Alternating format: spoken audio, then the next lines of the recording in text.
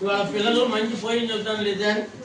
నల్లని వాడు పద్మ నయనముల వాడు కృపారసంబుపై చల్లెడు వాడు మౌళి పరితర్పిత పింఛము వాడు నవ్వు రాజిల్లెడు మోము వాడొకడు చల్లవల మానధనంబు దోచడు వాడు మల్లియలార మీ పొదల మాటలు లేడు కదమ్మ చెప్పరే అంటే దాని అర్థం ఏంటంటే సార్, నల్లని వాడు అంటే ఎవరు? నారాయణుడు, కృష్ణుడు.